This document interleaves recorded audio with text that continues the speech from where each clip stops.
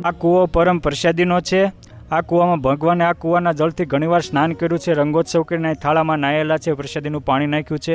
એકવાર જ્ઞાનકૂપમાં ડૂબકી મારીને અહીં નીકળ્યા હતા અને મહારાજે કીધું કે આનું પાણી લેશે એને અહીં ડૂબકી મારશે ને અક્ષરધામમાં કાઢશે, એવું વરદાન અને પ્રસાદીભૂત કૂવો છે। અને પરમહંસોએ પણ આનું પાણી ખૂબ પીધેલું વાપરેલું છે।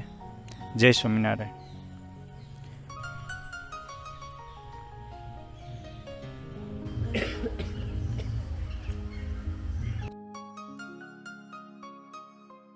જય સ્વામિનારાયણ। આ જ્યાં ભગવાન સ્વામિનારાયણ જ્ઞાનબાગમાં 12 બારણે ઝૂલ્યા એ પરમ પ્રસાદીનું સ્થળ છે। જ્યારે ભગવાન સ્વામિનારાયણ વિદ્યમાન હતા ત્યારે આ જગ્યાએ 2 આંબાના ઝાડવા હતા।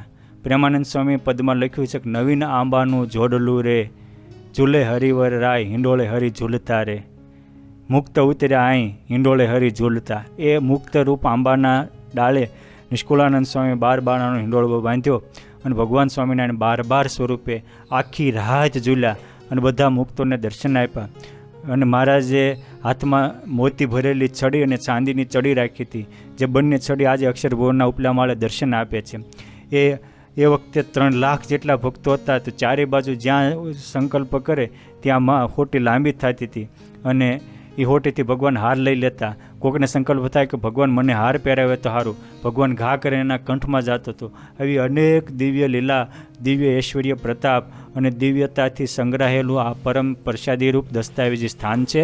જ્યારે ભગવાન 12 બારણાના હિંડોળે ઝૂલ્યા ત્યારે અનેક દેવો, અનેક મુક્તોએ આવી અને ચંદન પુષ્પની વૃષ્ટિ કરી વધાવ્યા હતા અને આંબલાના પાંદડે મુક્તો બેસી ગયા હતા। તે અમુકને સમાધિઓ થઈ હતી તો એ કહેતા હતા કે હમણાં ભાંગી જાય છે। મહારાજ કે આ મુક્તો છે, એને વજન ન લાગે, દર્શનાર્થે પાંદડે બેઠા છે। એટલે આવી બધી દિવ્યતાઓનો સંગ્રહ, એનું મૂળ કેન્દ્ર સ્થાન કે એવી લીલાનું ઉદ્ગમન સ્થાન એટલે આ પરમ પ્રસાદીનું સ્થળ। જય સ્વામિનારાયણ।